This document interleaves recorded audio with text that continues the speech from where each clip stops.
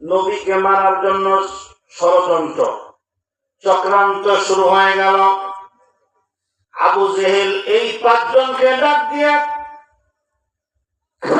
কাবার ভিতরে গোল মিটিং করছে। নবীকে মারার জন্য অনেক কায়দা কৌশল চেষ্টা চলছে, কিন্তু ব্যর্থ হয়ে গেল।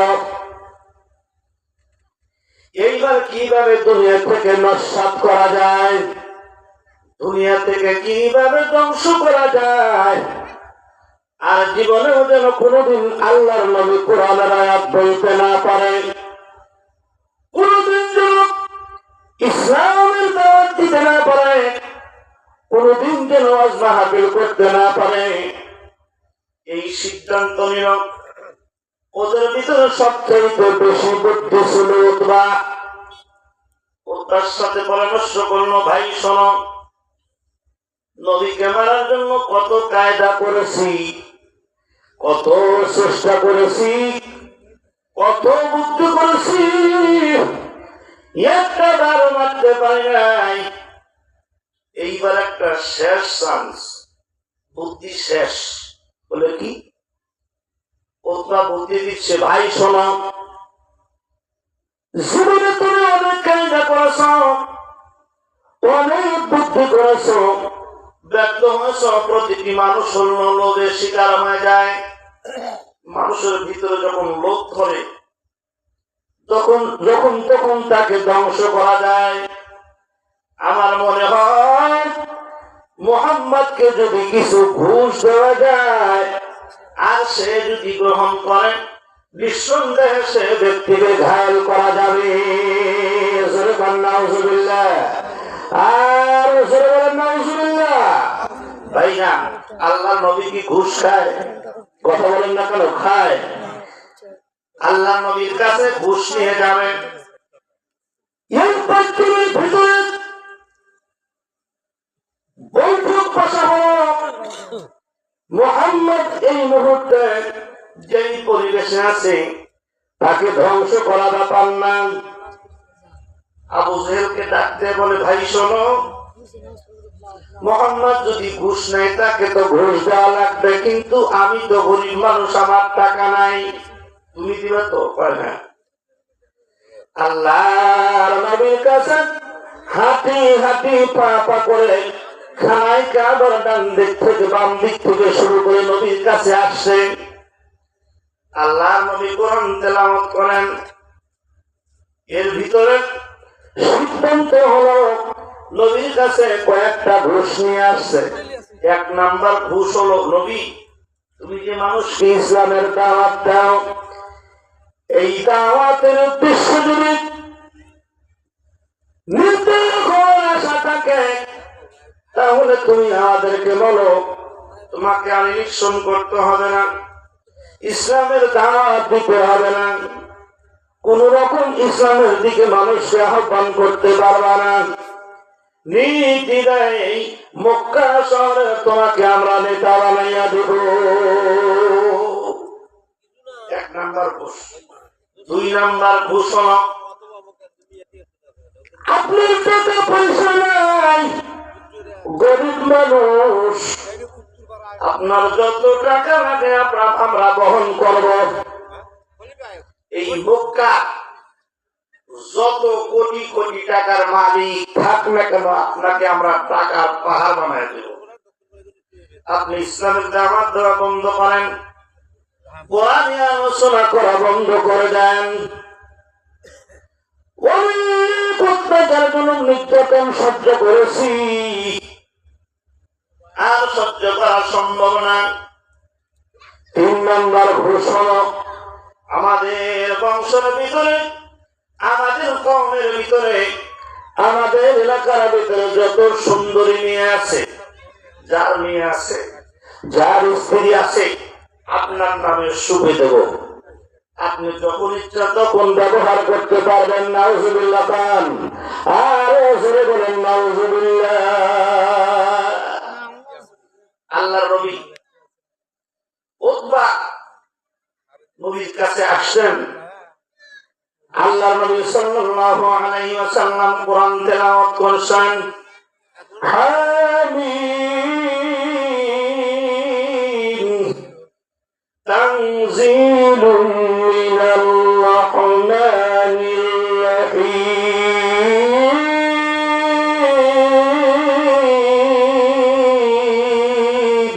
আল্লাহু আকবার কিতাবুন ফুসসিলাত আয়াতুহু কুরআনান আরাবিয়্যান লিকাওমিন ইয়ালামুন। আল্লাহ নবী কোরআন তেলাওয়াত করছেন, এই মুহূর্তে উতবা উপস্থিত নবীর কাছে আসছে, হুজুর আপনি দাওয়াতের উদ্দেশ্য কি? নেতা হওয়া? আপনাকে দাওয়াত বন্ধ করেন, নেতা বানাই দেব। আল্লাহ নবী সাল্লাল্লাহু আলাইহি ওয়াসাল্লাম কি টাকার জন্য দাওয়াত দেন? জি না। মানুষকে টাকার জন্য দাওয়াত দেন না, মানুষকে ক্ষমতার জন্য ইসলামের দিকে ডাকেন না। একমাত্র ভয় জাহান্নামের আগুন থেকে আল্লাহ তাআলার নবী চেষ্টার মাধ্যমে, প্রচেষ্টার মাধ্যমে আল্লাহর নবী সাল্লাল্লাহু আলাইহি ওয়াসাল্লাম প্রতিটি গুনাহগারদেরকে জাহান্নাম থেকে মুক্তি দেওয়ার জন্য মানুষকে ডাকে। আল্লাহু তাকবীর, আল্লাহু আকবার। আল্লাহ নবী সাল্লাল্লাহু আলাইহি ওয়াসাল্লাম বললেন, চাচা আমার কাছে যে প্রস্তাবটা নিয়ে আসছেন, তবে শোনো, আমি যে কিতাবগুলো পড়লাম তানজিলুম মিনার রহমানির রহিম, পরম দাতা এবং দয়ালু পরম আল্লাহর পক্ষ থেকে নাযিলকৃত কোরআন। জোরে বলেন মারহাবা। কোরআন কি মানুষের রচয়িত নাকি আল্লাহ? একটু কথা বলেন কার? আল্লাহ। তবে শোনেন, কিতাবুন ফুসসিলাত আয়াতুহু কুরআন। জোরে বলেন মারহাবা। এমন একটা কোরআন, কিতাবুন এমন একটা কোরআন, কোরআন হেফাজত সংরক্ষণের দায়িত্ব কে নিছেন? আল্লাহ। ইন্না নাহনু নাযালনা যিকরা ওয়া ইন্না লাহু লাহাফিজুন। জোরে বলেন মারহাবা। আর জোরে বলেন মারহাবা। কোরআন হেফাজতের দায়িত্ব কার? আল্লাহ। আর জোরে বলেন কার? আল্লাহ। একটা গান আপনি একবার, দুইবার, তিনবার শুনবেন, বিরক্ত আসা স্বাভাবিক। কথা বলেন ঠিক কিনা? একটা গান আপনি একবার, দুইবার, তিনবার শুনবেন, বিরক্ত হয়ে যাবেন। একটা গান যখন ভাইরাল হয়ে যায়, 1 মাস, 2 মাস, 3 মাস, 6 মাস পরে সেই গান আর শোনা যায় না। দীর্ঘ 1400 বছর আগে যে কোরআনটা নাযিল হয়েছে, প্রতিটি ইমামের মুখে, প্রতিটি মুয়াজ্জিনের মুখে, প্রতিটি হাফেজের মুখে, প্রতিটি আলেমের মুখে আয়াতগুলো মানুষ শোনে, কিন্তু আজ পর্যন্ত কেউ কোনদিন বলে নাই এই কোরআনটা বাদ দিয়া অন্য কিছু তেলাওয়াত দিয়ে নামাজ পড়ো। কেউ কি কয়? জি না। আপনাদের ইমাম সাহেব যদি বলেন, হুজুর আজকে আপনি কোরআন তেলাওয়াত সূরা ফাতিহা আর ভালো লাগে না, তাই কি কেউ কয়? জি না। আম মিষ্টি, জাম মিষ্টি, আর মিষ্টি মধু, তার চাইতে বেশি মিষ্টি আল্লাহর কালাম শুধু। জোরে বলেন মারহাবা। আর জোরে বলেন মারহাবা। আল্লাহ একজন আছে নাকি নাই? কথা বলেন, আছে নাকি নাই? আচ্ছা মানুষ বলো দেখি, রাত্র কেন কালো, সূর্য কেন গোটা হতে পাইল এত আলো, দুধ এত সাদা কেন, মরিচ কেন ঝাল, আমগুলো পাতলে বলো কেমনে হয় তালাল, পশু পাখি কয় না কথা, মানুষ কেন কয়, বলো বলো হয় মানুষ এসব কেমন করে হয়, কোনগুলো কেমন করে হয়, কথাগুলো শরীরতে ফুলের মোটে নয়, দিনগুলো একই রকম, পার্থক্য নাই মোটে, সাদা কালো বাচ্চাগুলো কেমন করে ঘটে। আমরা সবাই বাস করি এই পৃথিবীর অঙ্গে, হাতের নাকা মুখের চিহ্ন মেলে না কারোর সঙ্গে, আর মেলে না কর্মের সাইন বুড়ি আঙ্গুলের কি প্রমাণ হলো মহান আল্লাহ আব্দুল রাসূল আল্লাহ নবী সাল্লাল্লাহু আলাইহি ওয়াসাল্লাম মসজিদের খানায় কাবার ভিতরে বসে, আবু তালেব চাচা আপনি ভালো করে খেয়াল করে শোনেন, আমি তো ঘুষ খাই না, আল্লাহ নবী কি ঘুষ খায়? একটু আওয়াজ দেন, আল্লাহ নবী ঘুষ খাইছে জীবনে? আমরা খাই কি খাই না? কথা কয় না। আল্লাহ নবী ঘুষ খায় না, কিন্তু আমরা খাই। ও বন্ধু, কিতাব এমন একটা কিতাব ফুসিলাত, যাকে সাজানো হয়েছে, পদ্মের উপরে পড়া যায়, গদ্যের উপরে পড়া যায়, কত সুন্দর মিল। দেখেন, ইদা সামাউ ফাতারাত ওয়াইদাল কাওয়াকিবু তাসারাত ওয়াইদাল বিহারু ফুজ্জিরাত, লাস্টটা কত সুন্দর কবিতার মিল। না মিল আছে নাকি নাই? ইদা সামাউ ফাতারাত ওয়াইদাল কাওয়াকিবু তাসারাত ওয়াইদাল বিহারু ফুজ্জিরাত ওয়াইদাল কুবুরু বু'সিরাত আলিমাত নাফসুন মা কদ্দামাত ওয়া আখরাত। জোরে কান মারহাবা। মিল আছে নাকি নাই? আছে। কত সুন্দর, আপনি যে কোনো ভাবে করতে পারবেন। পদ্মের উপরে পড়া যায়, গদ্যের উপরে পড়া যায়। এই কিতাবটা আমার না, স্বয়ং কার? আল্লাহর। যখন এই কথাগুলো বললেন, আয়াতুহু, এই কোরআনের আয়াতগুলো আরবিয়ান, আরবি ভাষায় নাযিল করেছেন কওমি ইয়ালামুন, জ্ঞানীদের জন্য, যারা অনুধাবন করতে পারে, যারা জ্ঞানী মানুষ, আমি তাদের জন্য আরবি ভাষায় নাযিল করেছি। যেরকম মারহাবা। তবে শোনো চাচা, তুমি আমার কাছে আসছো, বাসির এই কোরআনটা কিন্তু জান্নাতের সুসংবাদদাতা। যেরকম মারহাবা।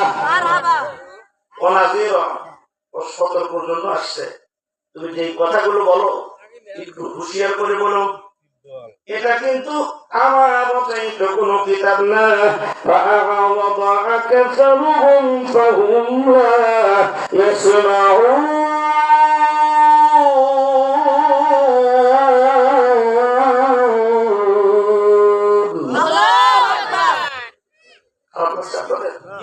আপনাকে বিরক্ত হচ্ছেন?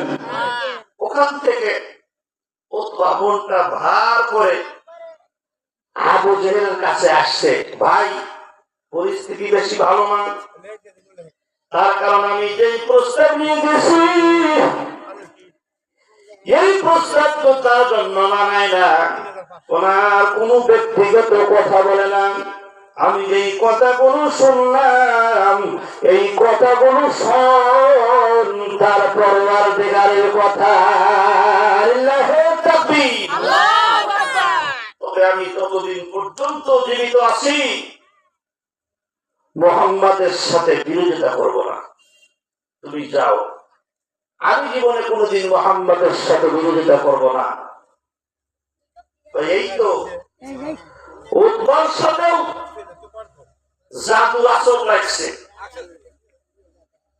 উদ্ভর সাথেও জাদুর আসর লাগছে। ভাইজান ভালো করে খেয়াল করে শোনেন, আল্লাহর নবী সাল্লাল্লাহু আলাইহি ওয়াসাল্লাম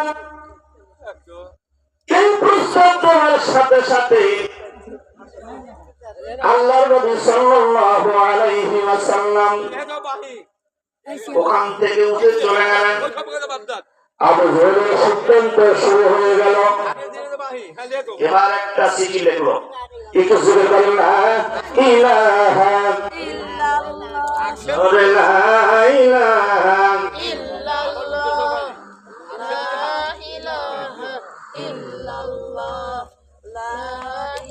লা ইলাহা ইল্লাল্লাহ, লা ইলাহা লা ইলাহা ইল্লাল্লাহ মুহাম্মাদুর রাসূলুল্লাহ। সকলেই পড়ুন সাল্লাল্লাহু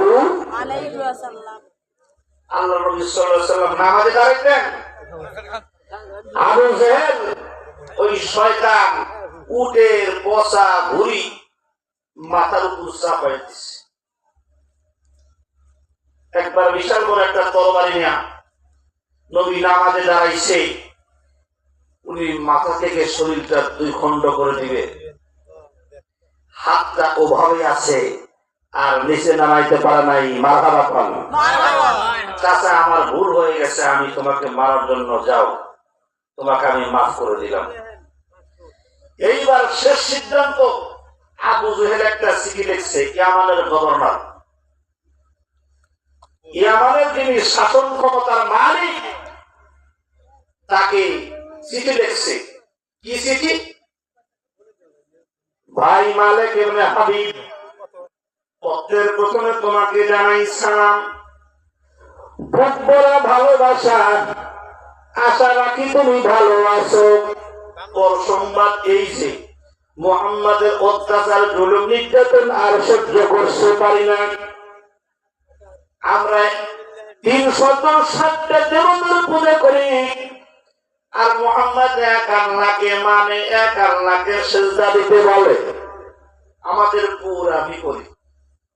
সুতরাং তুমি যদি মুহাম্মদকে চিরতরে ধ্বংস করে দিতে পারো, তাহলে তোমাকে আমি 3টা পুরস্কার দেব। কথা বলেন কয়টা? আর সরে বলেন কয়টা? আমার মুহাম্মদের অত্যাচারে আমার রাজত্ব তো দূরের কথা, আমার অস্তিত্ব পর্যন্ত থাকতেছে না। সুবহানাল্লাহ বলেন। আমার অস্তিত্বই থাকে না, গদি তো দূরের কথা। পত্রটা পাওয়ার পরে তুমি আমাকে একটু সরাসরি সাক্ষাৎ করো। এই চিঠিটা পাইছে, পাওয়ার পরে সাথে সাথে চলে আসছে। আসার পরে আবু জেহেলের সাথে গোপনে বৈঠক, আবু জেহেলের সাথে গোপনে বৈঠক। আবু জেহেলকে বলতেছে, দোস্ত ভালো আছে? বলে হ্যাঁ ভালো আছি। তবে চিঠিতে এত ইমার্জেন্সি, তুমি আমাকে ডাকার কারণ কি? ওই মুহাম্মদকে মারার জন্য আমি অনেক চেষ্টা করেছি, কিন্তু পারি নাই। তবে তুমি মুহাম্মদকে যদি মারতে পারো, তাহলে তোমাকে 3টা পুরস্কার দেব। 1 নাম্বার পুরস্কার, আমার অর্ধেক রাজত্ব লিখে দেব। 2 নাম্বার, 100টি স্বর্ণ মুদ্রা প্রদান করব। আর 3 নাম্বার হলো 100টি লাল উট প্রদান করব। তাহলে 1 নাম্বার কি বললাম? অর্ধেক সম্পত্তি। 2 নাম্বার 100টি স্বর্ণ মুদ্রা। 3 নাম্বার 100টি লাল উট। ঠিক আছে? বলো হ্যাঁ ঠিক আছে, তুমি চলে যাও।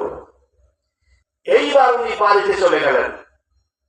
যাওয়ার পরে দীর্ঘ কয়েকদিন পর মালিক ইবনে হাবিব ওনার সবগুলো সৈন্যকে ডাক দিলেন।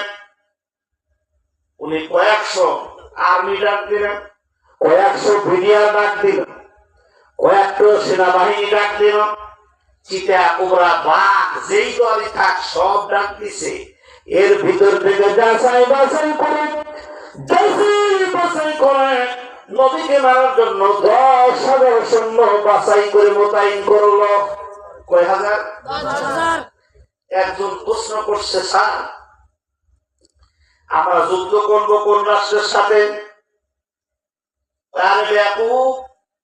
কোন রাষ্ট্রের সাথে যুদ্ধ করতে হবে না, আমরা যুদ্ধ করবো একটা ব্যক্তির সাথে, তার নাম হলো মুহাম্মদ। এই 10,000 সৈন্য একটা ব্যক্তিকে মারার জন্য এত লোক লাগে? তাই দেখি পারি কিনা। মুক্তির যত শক্তিশালী লোক আছে তাকে মারার জন্য চেষ্টা করেছে, কিন্তু ব্যর্থ হয়ে গেছে। দুনিয়ার মানুষ নবীকে মারার জন্য প্রচেষ্টা করেছে, কিন্তু পারে নাই। এবার তোমরা চলে আসো। 10,000 সৈন্য সহ মালিক ইবনে হাবিবের নেতৃত্বে সকলে মিলে চলে আসছে। আসার পরে আল্লাহ নবী সাল্লাল্লাহু আলাইহি ওয়াসাল্লাম তার চাচা আবু তালেবের বাড়িতে ঘুমায় আছে। এই 10,000 লোক কি কম নাকি? এই 10,000 লোক নিয়ে আসার পরে ওদেরকে বলছে, এই তোমরা জাবালে আবু কুবাইসের উপরে থাকো, একটা পাহাড়, এই জাবালে আবু কুবাইসের উপরে তোমরা অবস্থান করো, আমরা যার সাথে যুদ্ধ করব তার কাছে আমরা যাই। এবার মালিক ইবনে হাবিব আবু জাহলের বাড়িতে এসে ডাকতেছে, ভাই আমরা তো বুঝছি, আমরা তো চলে আসছি। কয় শূন্য কোথায় দেখছো? কয় জাবালে আবু কুবাইসের উপরে। এই জাবালে আবু কুবাইসের উপরে 10,000 সৈন্য রেখে আসছি। ওই তোমার সেই মোহাম্মদ কই? নবী মোহাম্মদ শুয়ে আছেন সেই আবু তালেবের বাড়িতে। আবু জেহেল কয়েছ আমার সাথে এসো। আবু জেহেল আগে, আর মালিক ইবনে হাবিব পিছে, ইয়ামানের গভর্নর। ওই কোথায়? ওইগুলো তো শুয়ে আছে সেই আবু তালেবের বাড়িতে। রাত্রে তখন গভীর রাত হয়ে গেছে, দুনিয়ার মানুষ ঘুমাইছে। এই মুহূর্তে মালিক ইবনে হাবিব আবু জেহেল দুইজন যায় আবু তালেবের বাড়িতে ডাকতেছে, ভাই আবু তালেব আসো কি? আবু তালেব স্ত্রীটা সংবাদ পেয়ে ডাক দিয়ে উঠলেন। জিজ্ঞাসা করলো, ভাই কি আপনি?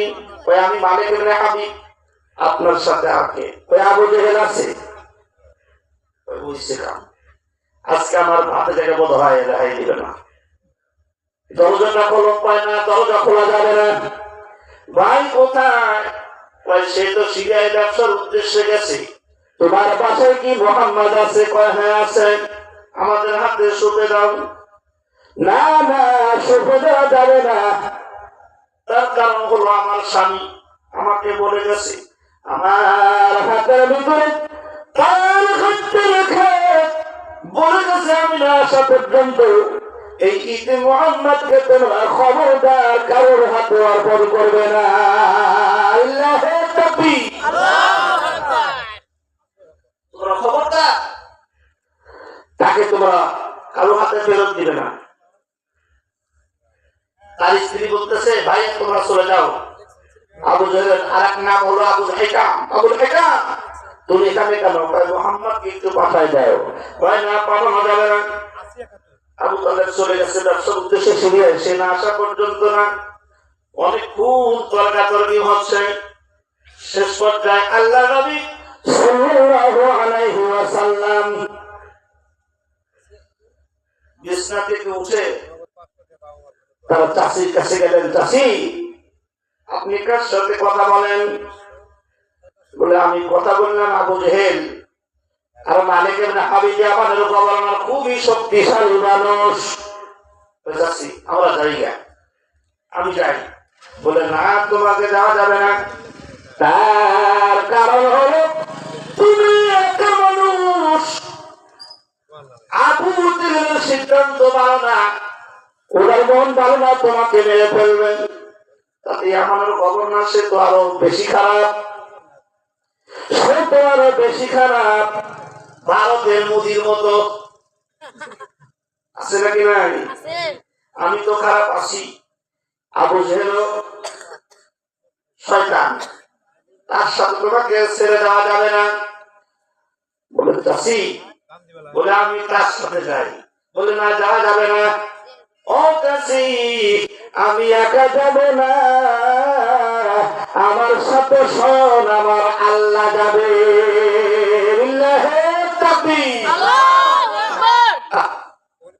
আমার সাথে আমি একা যাব না, আমার সাথে কে যাবে? আর জোরে বলেন, কে যাবে? আল্লাহ। আপনাদের ঘুমাইতেছে? জোরে বলেন, ঘুমাইতেছে?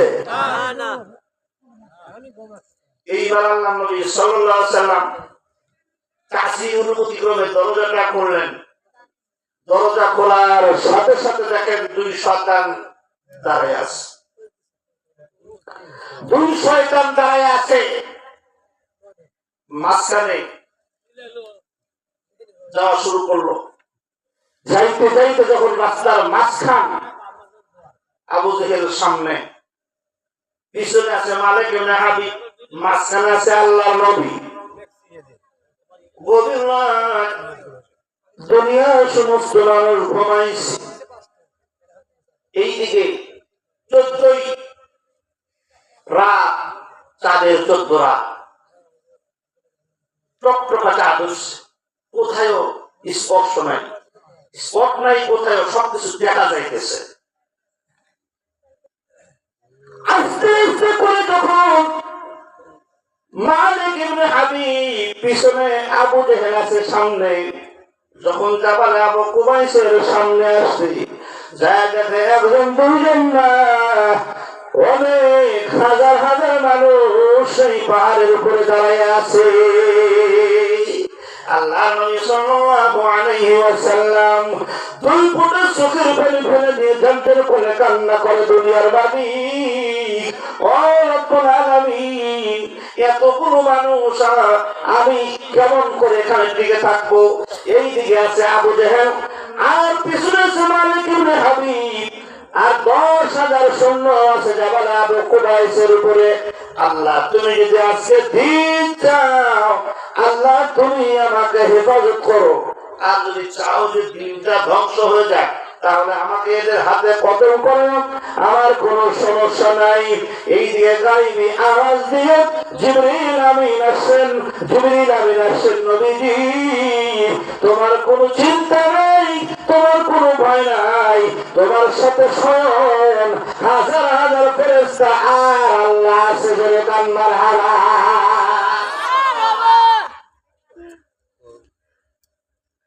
আমি একা না, সুতরাং আপনি যান, যাইয়া দেখে 10,000 সৈন্য অস্ত্র নিয়ে দাঁড়ায় আছে। এইবার বলেন, মানুষ একা, রাত্রি গভীর হয়ে গেছে, এই অস্ত্র দেখে আমরা সাধারণ মানুষদের জ্ঞান হারা হয়ে যাব। কথা বলেন, দুইটা পুলিশ যদি এখন আসে, হুজুর আপনি নামেন, আপনি অ্যারেস্ট, 100 ডিগ্রি জ্বর আসার কথা, হুজুর থাকবে না, বক্তাও থাকবে না, শ্রোতারাও দেশ ভাঙ্গে দৌড়। কথা বলেন ঠিক কিনা? আল্লাহ নবী সাল্লাল্লাহু আলাইহি ওয়াসাল্লাম জাবাল আবু কুবাইসের উপর উঠছে, জাবাল আবু কুবাইসের উপর উঠছে, হাজার হাজার মানুষ চতুর্দিকে, দুইটা চেয়ার দুই দিকে, বাম দিকে ডান দিকে বসছে আবু জেহেল, বামে বসাইছে মালিক ইবনে হাবিব।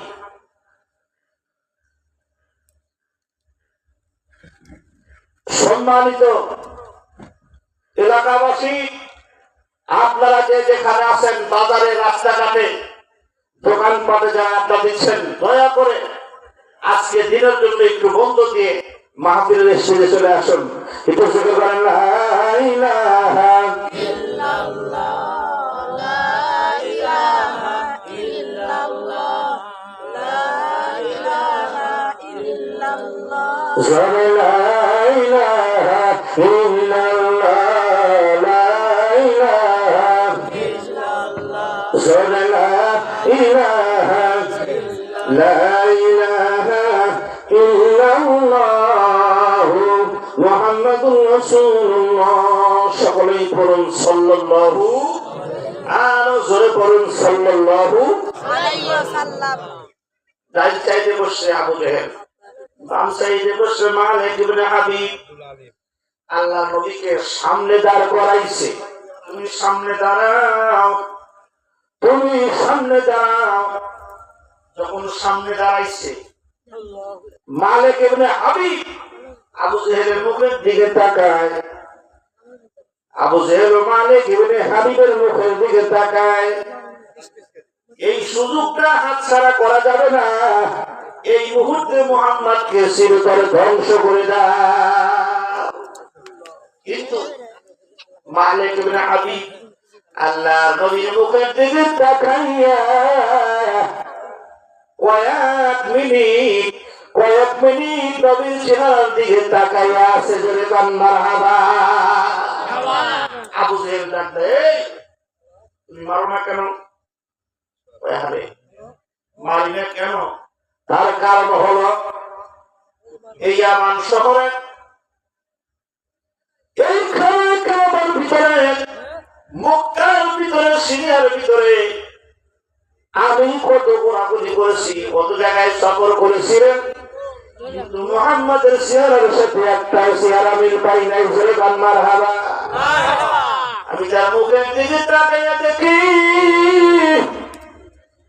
দুধের ভিতরে আলতা মিশাইলে যেমনটা সুন্দর লাগে, তার চাইতে কঠি কঠি করে চেহারা আমার নবীর চেহারা। জোরে বল মারহাবা। আর জোরে বল মারহাবা। এই নবী মুখের দিকে তাকাইলে ক্ষুধা নিবারণ হয়ে যায়। মশা মাছি পর্যন্ত শরীরে বসা আরাম ছিল। মাথা টাকা পেশাব জমি যদি পেশাব করতেন, এক সাহাবীকে বললেন আমার এই পেশাবটা তুমি ফেলে দিয়ে আসো। সেই সাহাবী পেশাব ফেলে না দিয়ে খাইছে। পেশাব কি করছেন? খাইছে। কিন্তু ঘাম দিয়ে মেশকো আম্বারের ঘেরান আছে, মেশকো আম্বারের ঘেরান আছে, জান্নাতি ঘেরান। অন্য সাহাবাগণ জিজ্ঞাসা করেন, কে তোমার শরীরে এত এত সুন্দর মজা লাগে কেন? এত সুন্দর ঘেরান কেন? এত সুন্দর ঘেরান কেন? জীবনে কোনোদিন এত আতর ব্যবহার করেছি, এত সেন্ট ব্যবহার করেছি, এত স্প্রে ব্যবহার করেছি, কিন্তু এইরকম কোনোদিন পাই নাই। আল্লাহ নবী ডাক দিলেন, শোনো, এই আতর তুমি কোথায় পাই না? ওই হুজুর, আমি তো আতর বসি নাই, আমি আতর পেশাবটা খাইছি। আল্লাহ নবী বললেন, সাহাবী তুমি পেশাব খাও নাই, তোমার জন্য জাহান্নাম হারাম হয়ে গেছে। এইবার আল্লাহ নবী সাল্লাল্লাহু আলাইহি ওয়াসাল্লাম সামনে আবু জেহেল কয়, মারো। কয় যে মারবো না। তার কারণ হলো অনেক মানুষ দেখছি নবীর চেহারার সাথে একটাও চেহারা মিল পাই নাই, সেই নবীকে মারার জন্য খুঁজছে।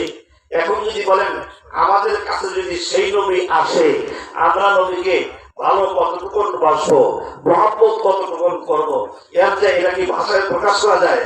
কথা প্রকাশ করা যায়? আমার সাথে একটু বলেন, পাইলে নিরালাই গো নবী, পাইলে নিরালাই, বলেন পাইলে নিরালাই গো নবী, পাইলে নিরালাই। ঘুমাইতেছেন নাকি? হ্যাঁ, বিরক্ত হচ্ছেন? একটু বদল করেন। পাইলে নিরালাই গো নবী, পাইলে নিরালাই, তুই কদমে চুমা খাবো, একটু কথা বলেন, তুই কদমে চুমা খাবো, মাগবো চরণ ফেরা গায়, পাইলে নিরালাই গো নবী, পাইলে নিরালাই, পাইলে নিরালাই গো নবী, পাইলে নিরালাই। লা ইলাহা ইল্লাল্লাহ, লা ইলাহা ইল্লাল্লাহ, লা ইলাহা ইল্লাল্লাহ, লা ইলাহা ইল্লাল্লাহ, লা ইলাহা ইল্লাল্লাহ, লা ইলাহা ইল্লাল্লাহ,